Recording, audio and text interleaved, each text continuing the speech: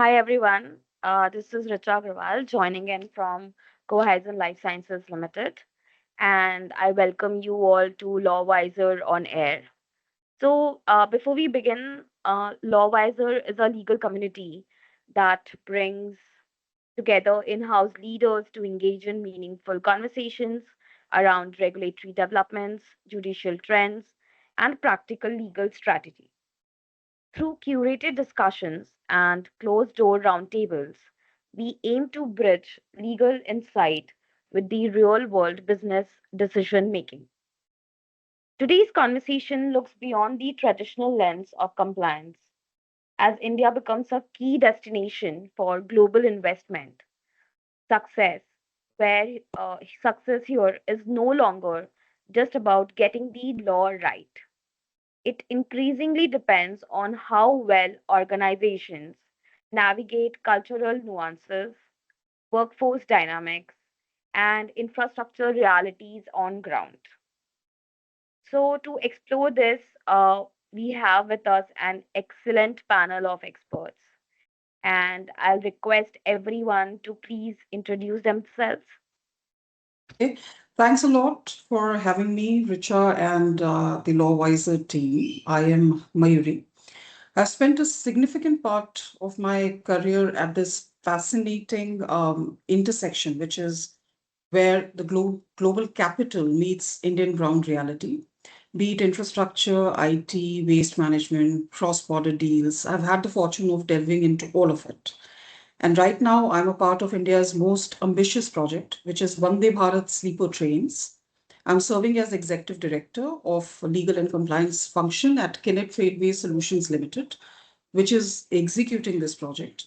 And if I can take just 5 to 7 seconds to tell you about Kinet, it is an Indian company which was set up somewhere in 2023 as a joint venture between the leading Russian rolling stock companies and RVNL, which is Rail Vikas Nigam Limited. That's a government enterprise. And at its core, Kinet is building India's next generation of electric passenger trains on Indian soil in close partnership with Indian Railways, combining global technology with local manufacturing. This project, I would say, is an excellent example of what actually works when global players come to India with a very serious intent and what blows up when they don't. So that's really what I want to talk about today. Thank you. Great. Thank you so much, Mayuri. Can I request Swathi to please introduce herself? Yeah, yeah. Thank you, Richa, and thank you, LawWiser team. It's an absolute pleasure to be here today. So I've had the fortune of being in-house counsel in different industries. So it's medical device, pharmaceutical, manufacturing, now automotive. So I've seen the depth and breadth of legal how the legal function works with business very closely across India, South Asia, and now APAC. I think it's a very interesting time to be general counsel or part of the legal department of a company, given India's growth story, the current geopolitical situation. And I look forward to, discussing some interesting, sharing some interesting insights on the call today. Thank you, Swati. Now, can I please request Richa Pathak Yeah. to introduce herself?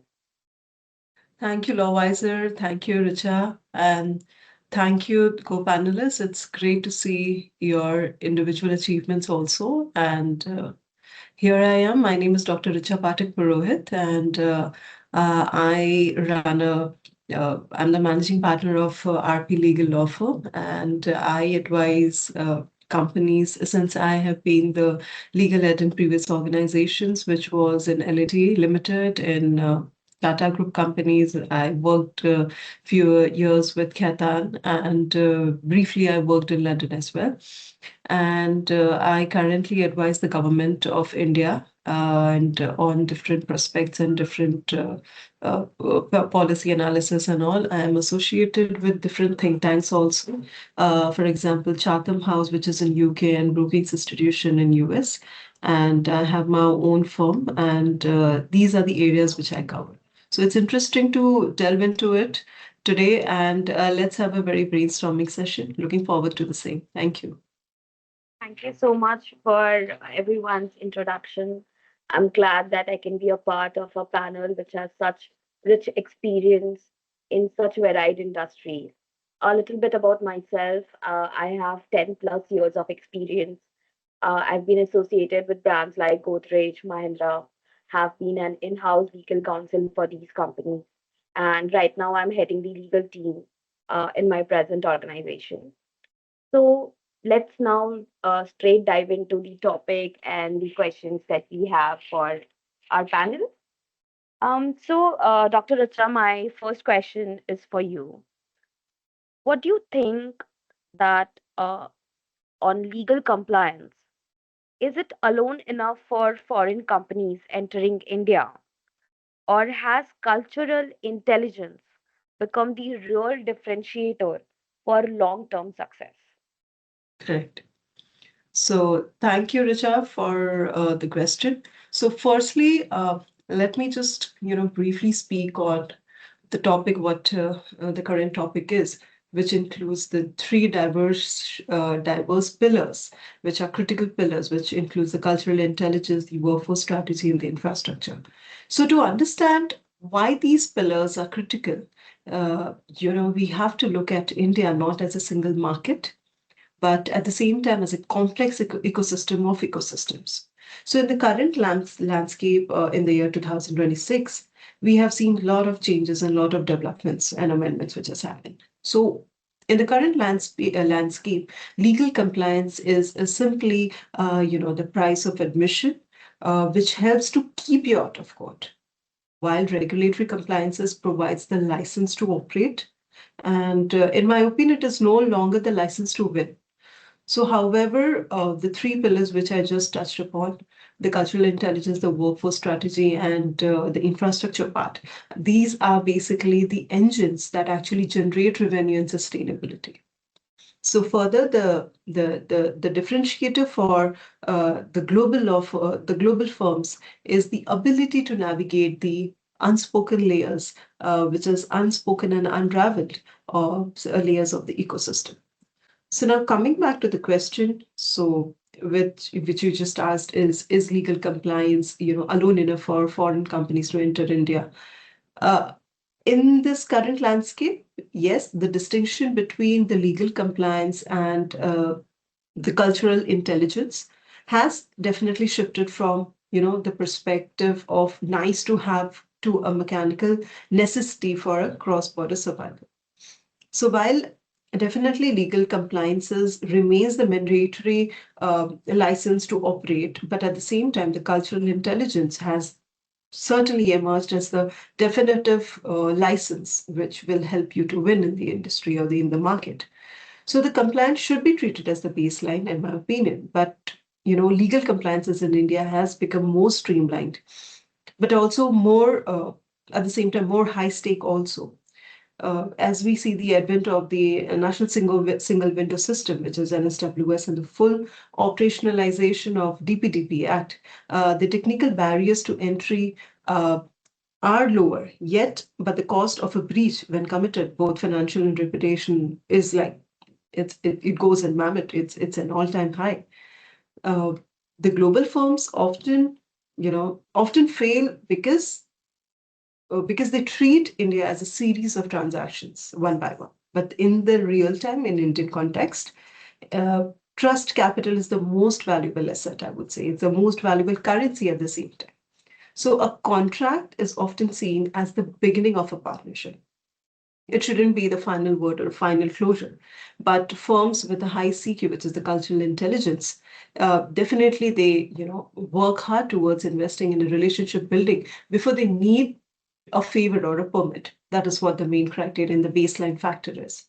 So the compliance definitely gets you through the door, in my experience, what I've had. But the intelligence quotient or the cultural intelligence quotient ensures you're invited to stay at the table because that is valued.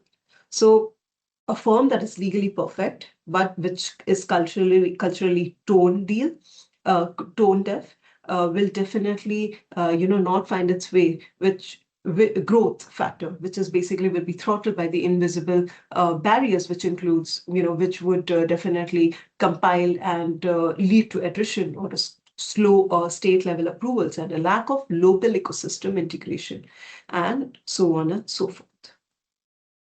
All right. Thank you so much, Dr. Rissa. That was insightful. And while we are on this topic, I would also want to, add something to what you just said, that compliance can only give us the entry, but if we have to ensure business continuity, and as I think all of us here are trying to do that, make legal team or legal firms a partner of business rather than being a roadblocker. It's very important as lawyers for us also to understand the culture of the territory that we are about to embark on. One of If I can just give a practical example of this, which is being done in my present organization as well, is if we are going and interacting with a new territory or let's say new culture, just having an hour or 2 hour session educating the involved team members about the culture of that particular territory really takes us a long way. For just an example is the way we address them. Every culture, every country has different ways of addressing them. So just these small changes I think take us a long way. So absolutely agree with you and thank you. My next question is for Mayuri. Given your work projects like Vande Bharat ecosystem which you just explained to us, what are the biggest blind spots global players have when scaling infrastructure operations in India as per your, experience? Okay, so I would like to break this or my response into 3 to 4 different aspects to understand the whole concept better. So, when you talk about blind spots, I would say the very first one has to be the mature market assumption. What I mean when I say mature market assumption is that every global company, be it French engineering firms or American tech integrators, they all land in India with their playbook from home. And the playbook works great, but maybe in Frankfurt or in Tokyo or in Houston, which is, the places where the rules are settled already or where the enforcement is consistent and the environment is predictable. India is different. I'll give you, an example that I had come across in my past experience. During the early days of my career, I was with an infra company, and we had a global supplier, genuinely world class, technically superior product, perfect in every respect. But 18 months in, the partnership was falling apart. The deliverables were slipping. So, I just one day I sat with their leadership and asked, what is it that went wrong? And they said, we did not expect India to be this complicated. And I remember thinking, India always told you who exactly it was. You just weren't listening. What I mean to state is India isn't complicated because it's unsophisticated. I mean to say that it's complicated because it's dynamic. Policy evolves while you're executing, whether it is at a state level or a central level, they don't always align. What's true at contract signing can look completely different 10 months or 12 months down the line. So if I can give an example of Vande Bharat project specifically, which is working very well, where there was one of the tender conditions provided for Make in India benchmarks and the local content requirements. They evolved as the program scaled, and Kinet and the suppliers who had built their supply chains for a static compliance snapshot found themselves constantly recalibrating. So, so that distinction honestly made all the difference on the ground. The second one, so this was the first point, which is the market assumption. The second one is procurement. The global players need to understand that procurement is not just a process, it's a political instrument when it comes to India. Maybe globally, procurement is technocratic, you meet the specs, your financials are clear, you get the contract. But in India, especially in infra sector, that is rail, defense, energy, urban mobility, procurement is all about industrial policy, about jobs, about national capabilities, Make in India concept, PLI schemes.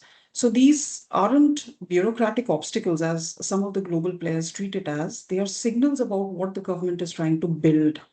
So only when the global companies approach Indian procurement by asking, what do we need to, right now they're asking, what do we need to get qualified? Instead of that, if they start asking that, what is this policy all about? What is the government trying to achieve by this policy? So, that will help them a lot. I have seen, global players with very superior product losing to competitors who actually understood that the procurement decision was partly about how much of the value chain stays in India. So that helped them to a large extent. Uh, Again, coming back to Kinet, when we got this project, it's worth USD 6.5 billion contract or project. The mandate which has been given to us is to manufacture 120 electric trains for Indian Railways, where Kinet was facing the most technically sophisticated rail manufacturers as the competitors for this tender. But Kinet ended up winning this not because they had the flashiest technology, but because they understood the procurement logic, in terms of localization intent, price competitiveness. They treated a 35-year maintenance commitment in partnership with none other than Indian Railways. So we aren't just selling trains, we are signing up to be an Indian manufacturer, as a partner with one of the most important government agencies for the next 3.5 decades. So that's what the tender was really asking for. And the third most overlooked risk is the state and center fault line. When I say this, what I mean is that India is a federal republic. So, infrastructure delivery sits uncomfortably across two levels of government, that is center and state. Central clearance does not always mean that it would be executed smoothly at the state level as well. So I have been a part of large infrastructure projects like road, rail, where the central framework was entirely in place, but the global partner and the global partner was fully compliant. But projects still stalled for months. Why? Because the new state government came in and reshuffled priorities, or a district collector interpreted a land use notification differently. So I would say, and I would also like to highlight the gap between a signed contract and an actual on-ground deliveries where the real complexity lives. For example, if I can give you an example, I'm talking about the actual condition of, say, access roads to a project site. So I've worked in aviation where, the access road was the major concern in getting the traffic aboard. The reliability of local subcontractors is another issue, or the way a local labor inspector interprets safety norms. So all these need to be factored in, which I think before global players, they treat India as a business platform. If they can get equipped with these very kind of a reckoner or a checklist, that these are the things they need to be very comfortable with, that would help them a great deal. So, yeah. Okay, that was really, informative with Yeah. all those live examples that you have dealt with. So thank you, Mayuri. My next question is for Swathi. Swathi, from a GC lens, is legal compliance in India now just a baseline? And what truly differentiates successful cross-border operations beyond it? Yeah, thank you, Richa, for the question. Compliance in India is not just a baseline anymore. I mean, like Richa said, it's a license to operate, but not a license to win. It's an entry ticket, but competitive advantage comes from how the legal department drives speed, resilience, in ambiguity. Real differentiator is how you operationalize compliance into business strategy. The legal gatekeeper is also a business enabler. And let me give you some examples. So regulatory arbitrage as a strategy, not a risk. So smart GCs, they don't just comply. They try to structure the entire transaction, in a compliant way from start. So when there is a multinational company who wants to enter, say, India and wants to establish a manufacturing site, The GC of this let's call it, an automotive components company. It's a global EV player, and they want to set up a components manufacturing site. The GC has to evaluate multiple states, and not just look at central laws, right? They would have to compare states like Tamil Nadu, Gujarat, Uttar Pradesh, on factors like which one gives the fastest approval timelines, administrative efficiency, tax structuring, supply chain design, state EV policies, stability of governance. There are sector-specific incentives like PLI, SEZ, etc. Availability of skilled workforce, infrastructure and port accessibility. So this is where, the GC is using, these regulatory or the location arbitrage as a strategy, and advising the board to be more, to find or to set up in a state which would be beneficial to the company. Uh, like the corporate and IP structuring. And one of the previous chemical companies that I was with, what I observed was that for a specialty chemicals player, they want to keep their core IP or their core formulations outside India because of the poor IP enforcement in India. So Indian entity would then handle only application engineering, customization, and manufacturing under controlled access. The outcome that the company gets here is obviously IP protection plus operational flexibility and tax efficiency. Another important thing that I think we are missing, and which is important for India's, India's perception also globally, is ethical positioning as a competitive edge. If a multinational digitizes all approval workflows, eliminates human interface in high risk processes, maintains a zero tolerance anti-bribery stance, this will lead to, initially slower, but eventually become a, preferred global partner for investors and government-backed projects. Also, speed. I think in a country like India, delay is lost opportunity, and legal creates, pre-approved contract playbooks, delegation frameworks for business teams, risk tiering models, to reduce contract turnaround time. Especially where you're applying for tenders, and it takes days or weeks. It could actually take weeks to review tender documents, but creating SOPs and delegation frameworks actually helps in expediting the entire application process. And the last one, but the most important one, is I think we contract for uncertainty and not just protection. So force majeure clauses have now undergone a lot of change, or after COVID, and then US sanctions, current geopolitical situation. Supply chain agreements now reflect, regulatory change clauses, dual sourcing triggers, milestone linked payments tied to actual deployment and not dates, on ground audit rights, etc. So this allows the companies to continue business even in volatile environments. So GCs, they interpret the law, but they also interpret the market through the lens of law. All right. Thank you, Swathi. Uh, I totally agree with the points that you have mentioned. I think it's high time that all the legal teams, be it in-house or law firms, we just don't provide them with compliance checklist or help them in approving the contract, but also give them proactive solutions, and be a partner in the transaction, especially when it comes to cross-border transactions. So, totally agree with you. And the playbook bit that you mentioned is a very underrated process or a step that I would say, which I feel that every team should definitely spend their time in. So, thank you for that point as well.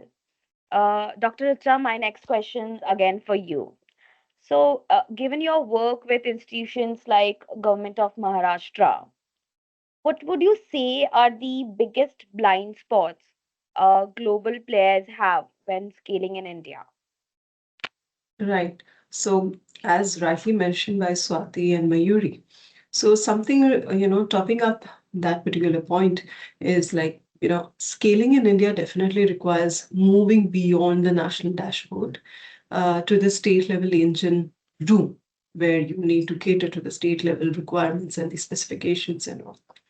So yes, through my interactions with the government of Maharashtra, the state think tank, Niti Aayog, Citgo, it is definitely precisely clear that the gap between a signed MOU and what do we say, a functional facility is where most global players they lose the momentum.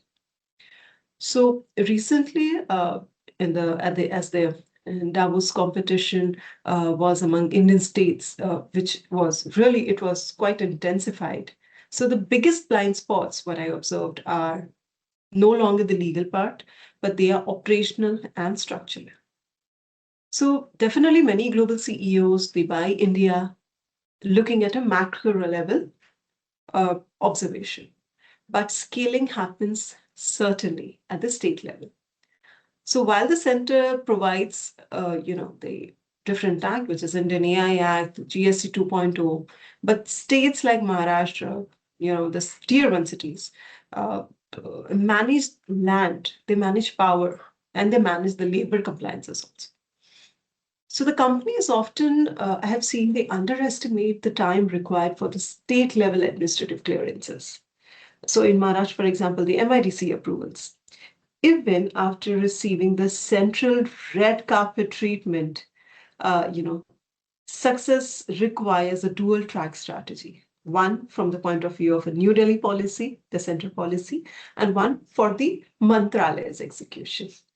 So what I've observed so far is that A, companies often underestimate the time required for the state level administrative clearances, even after receiving, the treatment, what they receive from the center, integrating with the Indian bit of stack, which is the UPI, the ONDC, for that matter, the 2026 data exchange framework. That is absolutely, it's not, no, it's no longer an optional. You have to, chase it, follow up with that, and you have to get that thing clear. Foreign firms, they treat DPI as a local hurdle. They miss out on the massive efficiency gains of population scale type systems. So the filter rewards those for those who built, on top of the public rails, is rather than trying to bypass them. Definitely, Maharashtra's push for economic corridors, for example, the Samriddhi Mahamarg, the Vadhavan port, which is coming up in Boisar Palghar area, are certainly a game changer. But as you all know, they come up with local complexities as well. So what global players often overlook, the power and water stress, which is associated with the large scale projects like the data centers, for that matter. When I was working in L&T, I came across this issue and the difficulty. So relying on the national averages rather than the micro realities, keeping a tap of the micro realities of for example, of a specific MIDC zone will definitely lead to unbudgeted delays. So the terminology which is very quite trending and rampant is the global winner is the one who understands that while the rules are written in English in Delhi, the business is done in the local dialect of the state. That's true and relatable in few transactions, I would say definitely. Yes, Um, very much. definitely. Swati, my next question is for you. So, what all early stage misalignments typically escalate into cross-border disputes in India? And what do you think is the most underestimated risk when entering or scaling in India? Yeah, thank you. That's a good question. So, in my experience, cross-border disputes don't come from big legal mistakes, but from small early misalignments that compound over time. So, to give you a simple example, multinationals have the tendency to copy paste global templates for India without adapting it to India's execution reality. Time is of essence clauses versus the actual, infrastructure variability in India. How can any company, commit to delivery within a certain time? It's very unrealistic to have, these clauses. Another silent killer is ambiguity in scope of work and technical specifications. And I've seen that a lot in manufacturing and automotive. You know, performance based specs, or whether to deliver on performance based specifications or process based specification. There is no clarity on validation protocols. This also I have seen in pharmaceutical, where the product works in the lab, it fails in the field because the supplier validated it only in controlled, air conditioned, lab conditions. This leads to warranty disputes. Payment cycles, globally there is this 15-day, 30-day cycles of payment cycles, but the reality is extended cycles, working capital pressures. We have this whole concept of jugaad in India, so where people try to extend timelines and payment cycles. This leads to stoppage, contract breach claims. So I think also having an awareness of the reality of the market is very important. Another one is, overestimating the capability of your suppliers. Typical misalignment is, assuming, that the supplier has global standards of compliance and governance, so we don't do a proper due diligence. This leads to quality issues. And this example was with a pharma company where we gave the contract manufacturing to a company which does contract manufacturing for all the large multinational pharmaceutical companies. And being an Indian company, we assume that they will have the global standards. But when it came to our products, they did not follow those standards. They followed it only for the multinational products, and our products ended up having quality issues. So this obviously led to reputational risks, contract termination, disputes, etc. Another thing that happens is, the informal relationship layer is ignored. Richa also touched upon this briefly in her part. So India is both contract driven and relationship driven. So typical misalignment occurs when there is over reliance on legal contracts, paperwork, and underinvestment in stakeholder relationships. So how it escalates is, small issues which are not resolved informally, they compound and escalate into legal disputes. So according to me, the most underestimated risk while entering India is definitely not compliance. It is execution risk under regulatory variability. So two companies can follow the same law, apply for the same approval, and still experience 3 months versus 12 months timelines.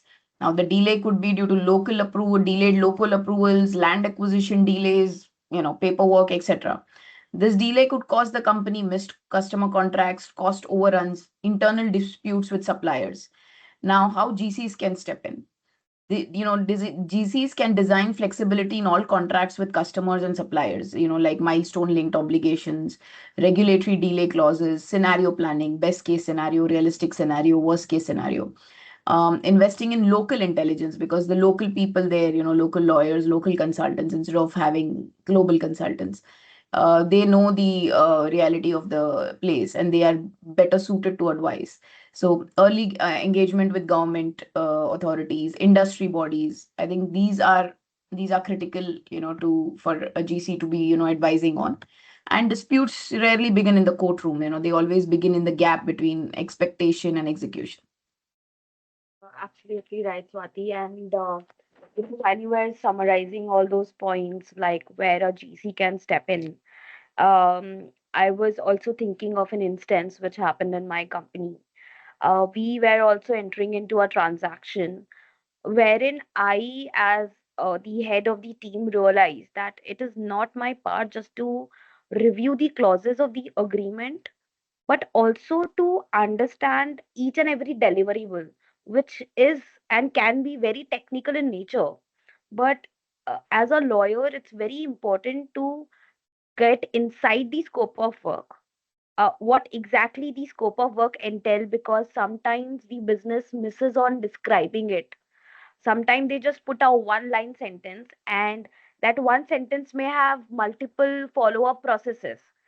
So it's very important as a lawyer also to enter into the process, understand the ground technicalities, uh, take help of technical experts, local councils, as you mentioned, and then probably incorporate the same into the contracts or the compliance list that we make. So definitely very interesting points highlighted by you. Next question is for Mayuri. So, Mayuri, in a joint venture setup, how do you balance global governance standards with India specific regulatory? and cultural realities, creating friction between partners? I think it's a very interesting question, Richa.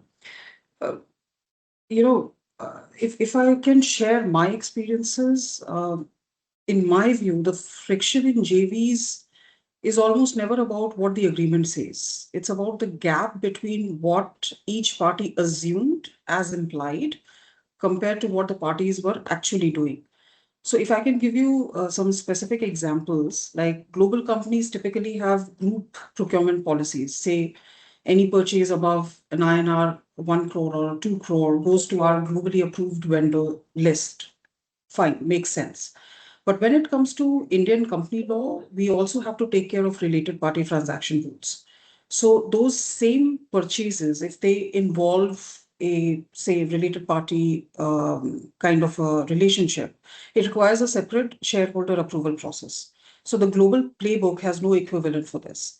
So I would say neither framework is wrong. Both are legitimate. But if you haven't pre-agreed a protocol for navigating the overlap, you get months of operational paralysis. I have seen this happen. So my message would be that don't focus too much on trying to harmonize the frameworks, rather identify and plan for, where exactly they will collide before execution begins. And the another common point for friction is decision making speed. So global partners, they operate with delegated authority matrices. Decision below a particular threshold will always go to a certain level. Operating level will decide, okay, no board is required, etc., etc. But in Indian, when it comes to India, in most of the cases, there are promoter led businesses, often work very differently, with significant decisions, even operational ones, get informally referred upward. So any global partner will read this as a bureaucracy or as indecision or inefficiency. I once watched this decision-making mechanism cause a critical equipment procurement to miss a project milestone, leading to, levying of liquidated damages, etc.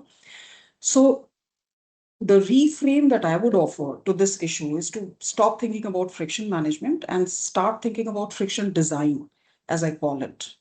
I use this term friction design a lot amongst my team as well, because some friction in a JV is productive. A global partner, suppose they're pushing for structured financial reporting disciplines on an Indian partner that has historically maybe operated informally, I would say that's a good friction. So, for example, in my present company in Kinet, the Russian team supports its partners in India across key areas like engineering, production, quality control, staff training, etc. Uh, and this ensures continuous transfer of Russian expertise and technologies, as well as maintenance of uniform quality standards and best production practices. So, by combining international experience with local talent, we invest in India's self reliance, is what I would say, by way of nurturing homegrown expertise. So, in short, the goal of JV governance design isn't to eliminate friction, it's just to channel it positively and constructively, is what I would say. Richa. All right, Mayuri. A very important and good word that I learned today is friction design. I am definitely going to borrow this for sure. Thank you I, for teaching me that. Mayuri, you touched upon a very important point about companies in India being promoter driven. Bureaucracy is still there in many companies in our Indian landscape. I have a follow-up question, regarding that. What do you think has been the shift in terms of legal team or a legal GC having a say in a decision making? Has it changed from what is it was 20 years back? And are we considered, or is our opinion considered important in today's landscape? oh, there has been a massive change, I would say. There has been a massive change. Earlier, and please don't take my statements in a generic sense. It's not a comment on each and every GC, but the very approach was to mainly, work as a coordinator. When you say about 20 years back, it was just coordinating with all the external counsels, taking their feedback, maybe adding some inputs. In some cases, I have seen no inputs being added and just forwarding them to the management. There has been a massive shift in last 20 years, and particularly in last 10 years, where GCs are no longer just treated as an advisor. Their role has become all pervasive, as I call it.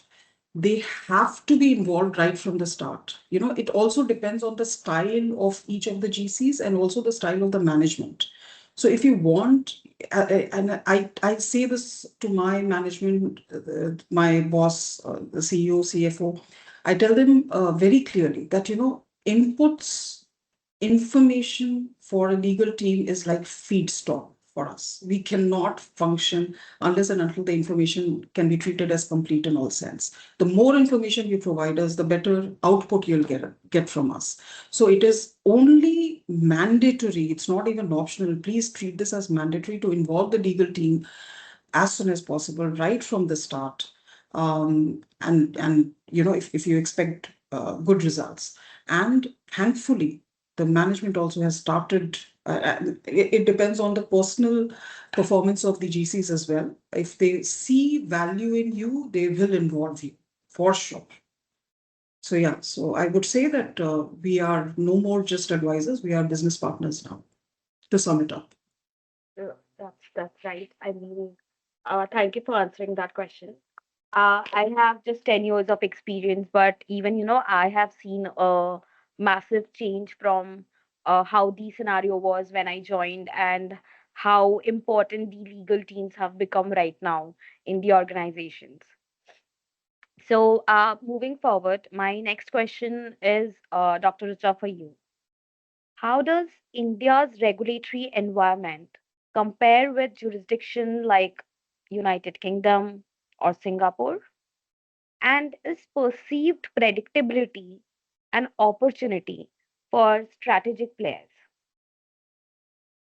So, thank you for the question. Now we come on the context with respect to the foreign uh, landscape as well now. So the comparison between India and the established hubs like Singapore or the UK has definitely moved beyond simple ease of doing business metrics. Uh, the landscape is now defined by a shift in the regulatory philosophy, which is from rules based, which is quite prevalent and trending in Singapore, UK for that matter. And here in India, we focus more on the impact based approach. So India's ranking on the Responsible Nations Index, I was just reading a few days ago, goes the India's ranking on the Responsible Nations Index 2026, where it recently climbed to 16th position, which is ahead of the UK and US, definitely highlights its new priority, where India is standing, which is ethical governance. Uh, India is no longer just a permissive market. It is definitely a principled market that rewards transparency over complex offshore layering. So historically speaking, in my view, India's greatest challenge was earlier policy flip-flops. Only in this year, what we see, the predictability gap has become a filter, which certainly favors the strategic long-term players over tourist capital and foreign shopping for that matter. So for a strategic player, India's regulatory complexity is not a bug, it's a feature. The deeper the UBO, which is the ultimate beneficial ownership checks introduced in March this year, sometime in March this year, via Press Note 3 amendment, which acts as a barrier to entry for smaller and which are less disciplined competitors. Gift City also, the recent reform in Gift City have created a Singapore within India experience. It offers a predictable, dollar-denominated regulatory environment with common law influences, providing a bridge for global firms that find the mainland rules, which is too dynamic and complex.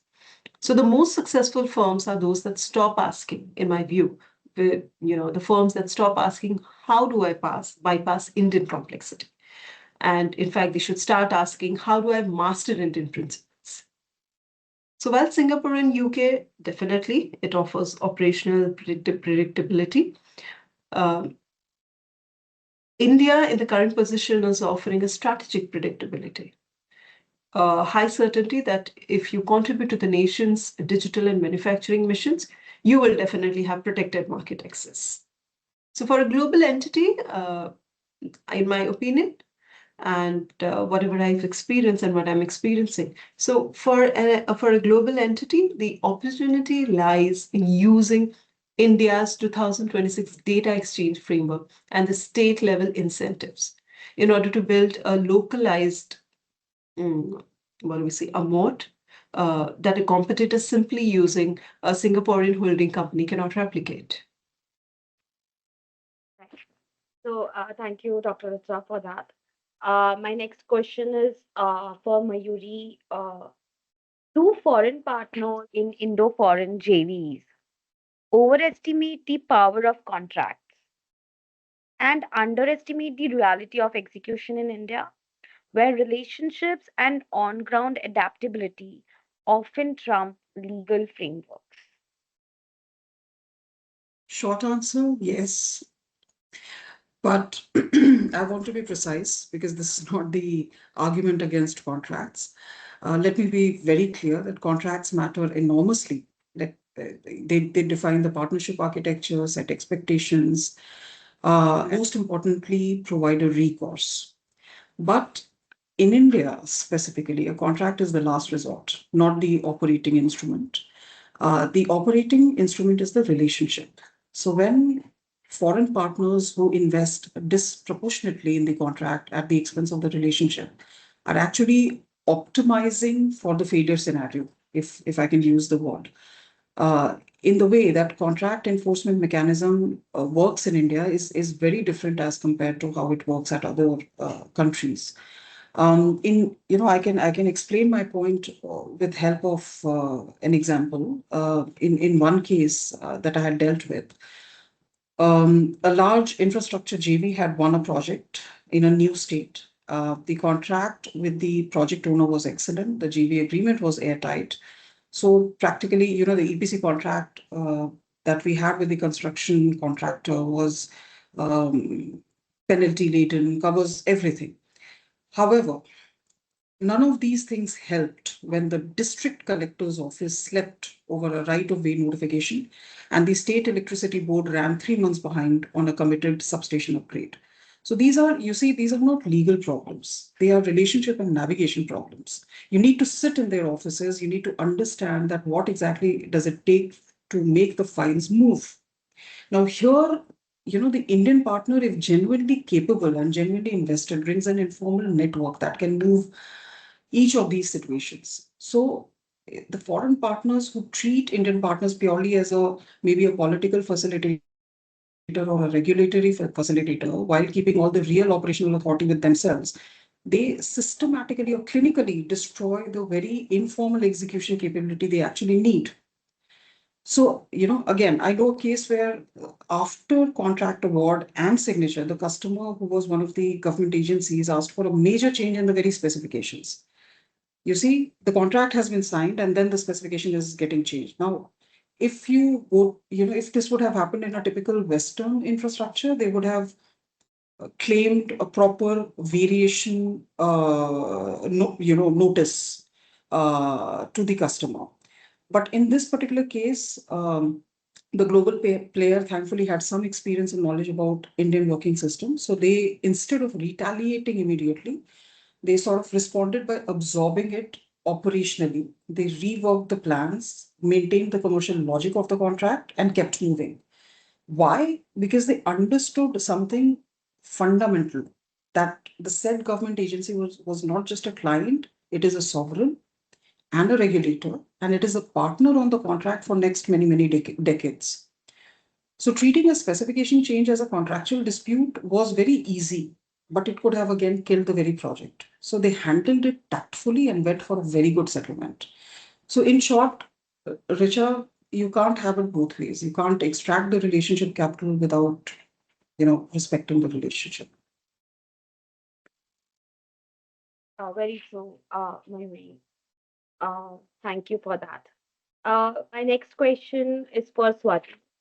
So, Swati, with rapid policy shifts in automotive sector around localization, EV transition, and supply chain norms, do evolving compliance frameworks enable smarter risk taking, or are they pushing companies to become more cautious and slower in decision making? Um, an expat. Ultimately, will the winners in this space be those who play it safe or those who learn to navigate the uncertainties more strategically? So, Richa, I think your question already has the answer in it. I think the premise that compliance frameworks either enable smart risk taking or enforce caution is a false binary. In today's automotive landscape, shaped by localization mandates, China plus one strategy, evolving supply chain strategies, compliance is no longer a constraint, it's a strategic lever. In this VUCA world, the differentiator is not how much risk is taken, but how early legal thinking is embedded into business design. The shift in thinking from can we do this to how do we structure this so that we can do it better and faster than our competitors without compromising on compliance. This is where the shift has now started to happen. DCs allow companies to move faster with confidence, not slower with fear. So it's important to have legal involved from the start during early decision making and not later for a sanity check. So GC's role is not limited to protect value but to shape it. True, agreed, Swati. I have myself been, associated with one of the leading automotive companies, and there I was in the EV sector of the company. I think one take or one input being a part of very important transactions while EV vehicles were being launched in India for the first time. One important take that I would say uh, is the proactiveness and the adaptability.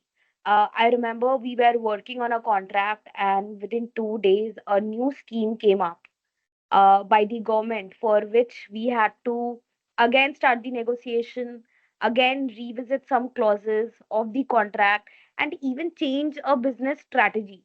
So, with this evolving framework with respect to EV, I think we have to be prepared, we have to be proactive, and be very aware about what is going on uh, in terms of regulations and policies that keep coming. Yeah. So, I yeah. So, thank you for that. Yeah. Awareness and preparation can be done to a certain extent, but not all changes or all future actions can be predicted. So even similarly in my current company also we faced huge losses because of changes in EV decision Hmm. making.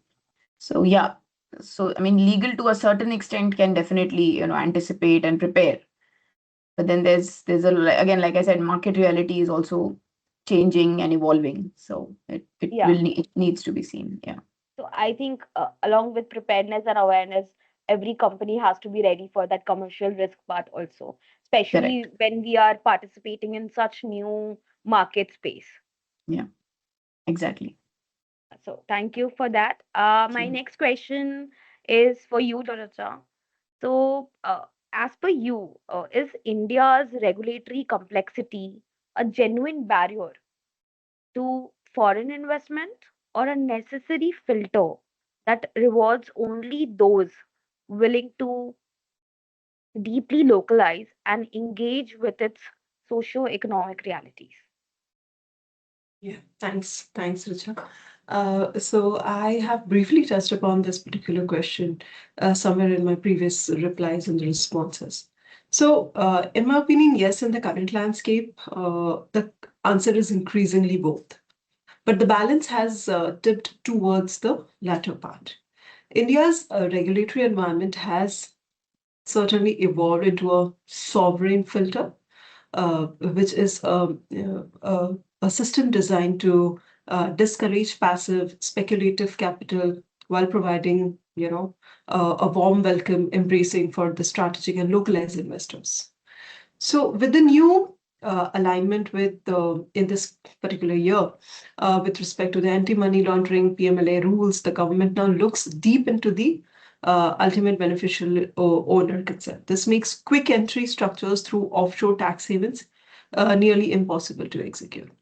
While the National Single Window System, the NSWS, has centralized over 32 ministries and 34 states, the physical last mile, for example, the land acquisition and the local labor compliances still requires navigating through many different sets of state level machinery. So by localizing the R&D and manufacturing, encouraged by the PLI 2.0 schemes, you aren't just a foreign entity. You need to become a part of the national supply chain if you wish to enter this particular market in India. This certainly entitles you to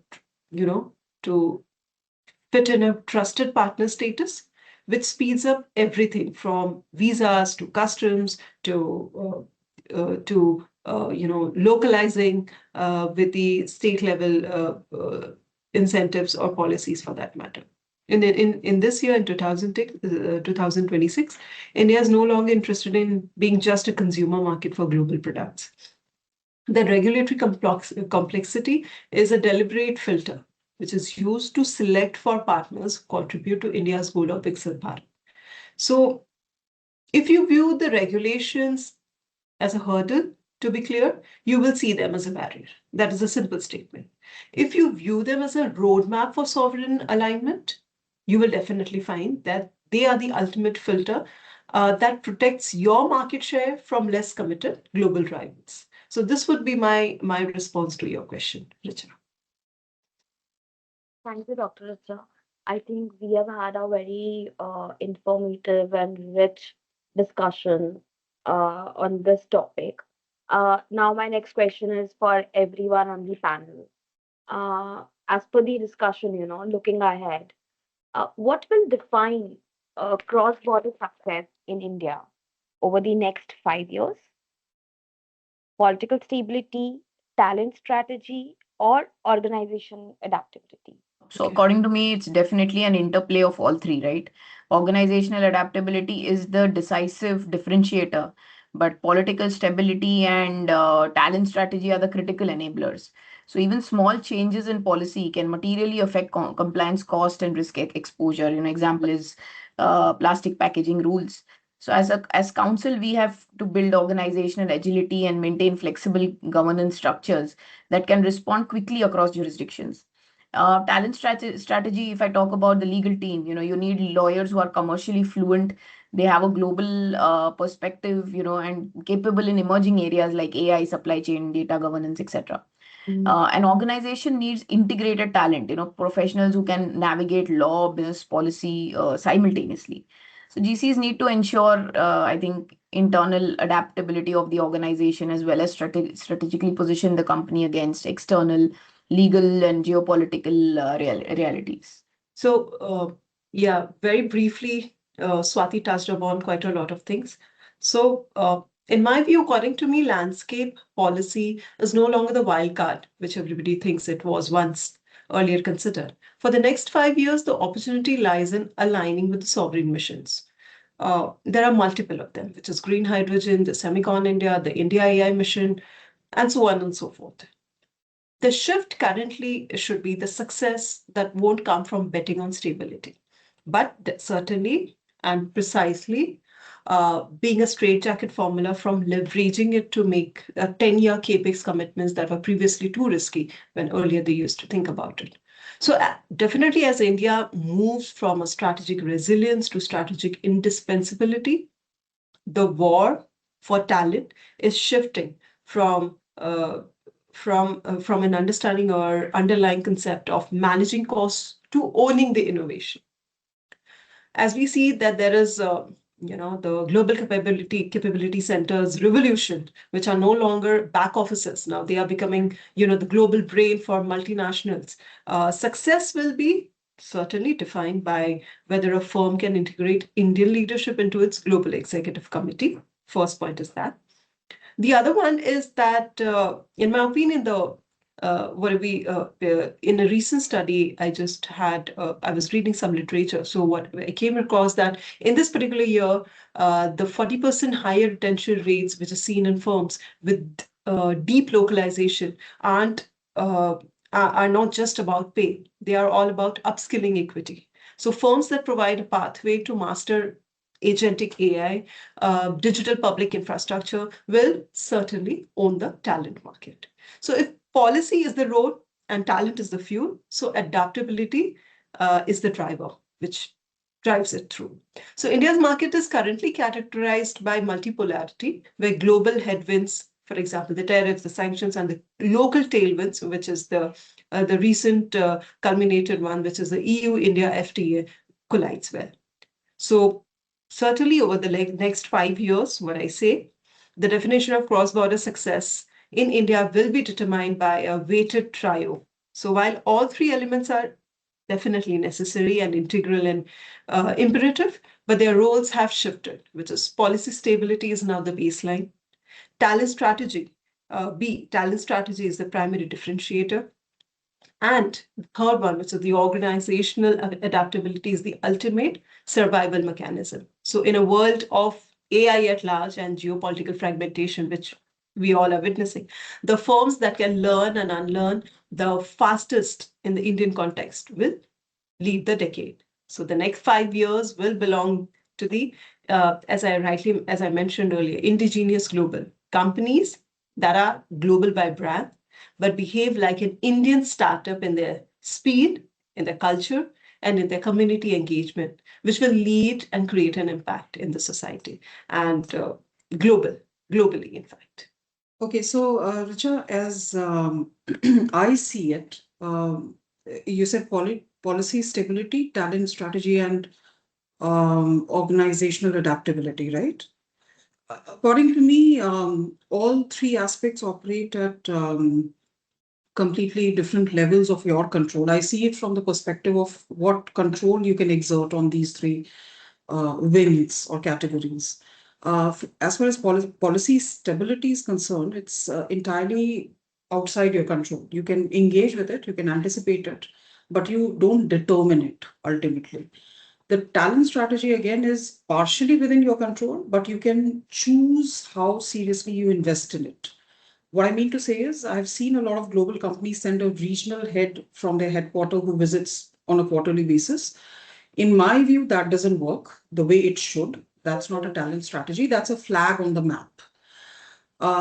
But organizational adaptability, in my view, is almost entirely within your control. And this is one area that actually determines the outcomes. So it's a choice about how you're structured, how fast you can learn, how quickly you can recalibrate when something changes. And something always changes in India, to be very honest. So the companies winning in India right now didn't predict every policy shift correctly. They didn't have the perfect local talent, maybe. But what they had was the organizational muscle to adapt quickly and the reality, whenever the reality didn't match the plan. So I can give you three examples that I have learned from my experience, including the one in Kinet. Is not three examples, but I would say the two top lessons that I have learned. Is first of all, embed yourself in the local ecosystem. Companies that integrate into the local environment perform better than those operating with a purely global playbook. And invest in the transparency. That's a must. I think my co-panelists, they have all touched upon this over and over again. Openness in compliance and governance matters is non-negotiable. Share the compliance and governance commitments openly because trust is the real currency, uh, particularly in long-term infra projects. So, Richa, that's all. Thanks, Mayuri, and thank you everyone for answering that question. So, if I have to sum up all three of your inputs, today what we are looking at is success in India just doesn't depend on ticking the legal compliance box. It is basically having a ecosystem, building a perfect ecosystem, investing in the right talent, partnership, and having the agility to navigate through this constant change that all of us are facing. So, thank you once again, all of you, for joining in. And thank you for the audience for tuning in to Law Wiser on Air. We look forward to bringing you more such conversations and have a good day.